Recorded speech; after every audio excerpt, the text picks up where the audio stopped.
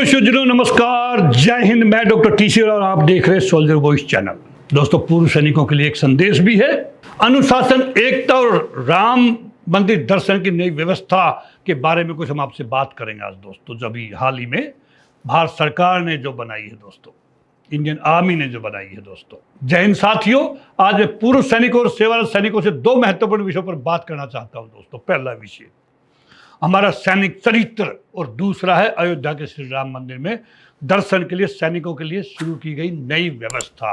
हमें जानना बहुत जरूरी है ताकि हम उसका फायदा उठा सके। वहां पे बहुत लंबी लाइन लगती है, बहुत घंटों तक खड़ा होना पड़ता है।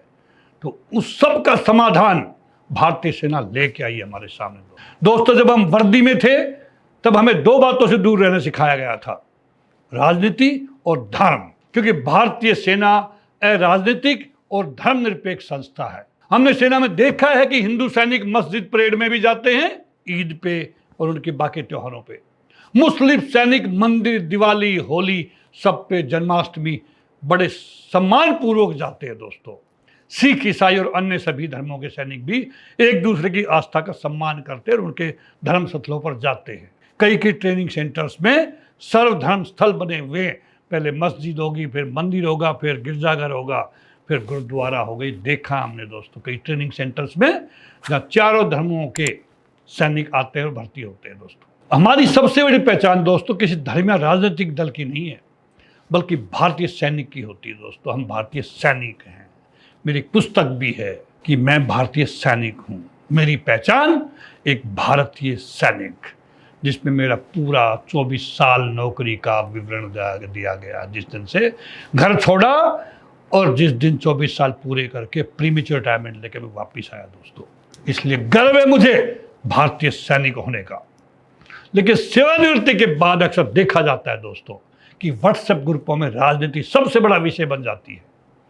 कोई किसी नेता की आलोचना करता है, कोई किसी सरकार की प्रशंसा करता है, और बहस इतनी बढ़ जाती है कि वर्षों पुराने सैनिक साथी भी एक दूसरे से नाराज हो जाते हैं। याद रखिए, राजनीतिक विचार अलग अलग हो सकते हैं, लेकिन सैनिक भाईचारा कभी नहीं टूटना चाहिए। व्हाट्सएप पर आने वाला हर संदेश सत्य नहीं होता दोस्तों, लेकिन हम सुबह शाम फॉरवर्ड करने में लगे रहते हैं। व्हाट्सएप यूनिवर्सिटी को एक्टिव रखते हैं। एक सैनिक होने के नाते आप पहले उसकी सत्यता को जांचो और फिर उसको आगे फॉरवर्ड करो दोस्तों। इसलिए किसी भी संदेश को आगे भेजने से पहले उसकी सत्यता अवश्य हम जांच लें। मैं एक बार फिर दोहरा रहा हूं, बहस से अधिक महत्वपूर्ण है हमारा अनुशासन, हमारी मित्रता और समाज में हमारा सम्मान।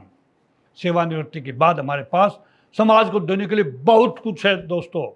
युवाओं को सेना में भर्ती के लिए प्रेरित करें, शहीद परिवारों की सहायता करें, गरीब बच्चों को पढ़ाएं, रक्तदान करें, योग करें, पुस्तक पढ़ें और अपने अनुभव अगली पीढ़ी तक पहुंचाएं। स्कूलों में जा जाके मोटिवेशनल लेक्चर दें, वहां जरूरत है आपकी जाने, खासकर सरकारी स्कूलों में दोस्तों। वर्दी उतर जाती है, लेकिन सैनिक का चरित्र कभी उतरना नहीं चाहिए, ये मेरा मानना है। इसी सैनिक सम्मान से जुड़ी एक अच्छी खबर भी है दोस्तों।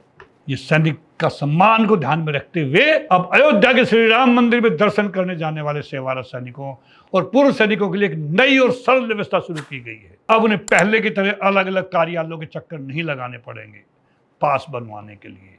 श्री राम जन्मभूमि तीर्थ क्षेत्र ट्रस्ट ने डोगरा रेजिमेंटल सेंटर के सैनिक सदन को अधिकृत किया है कि वे सैनिकों और पूर्व सैनिकों के लिए सीधे दर्शन पास जारी कर सकते हैं दोस्तों। नई व्यवस्था के तहत प्रतिदिन 400 पास जारी किए जाएंगे, क्योंकि आप अकेले नहीं, आपका परिवार भी साथ जाता है, जिनमें 300 सुगम दर्शन और 100 वीआईपी दर्शन पास शामिल हैं। अधिकतर सैन्य अधिकारियों के अनुशंसा पर यह सुविधा उपलब्ध होगी दोस्तों।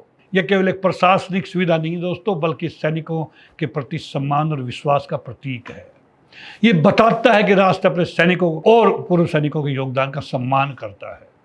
साथियों, हमें भी इस सम्मान की गरिमा बनाए रखनी है।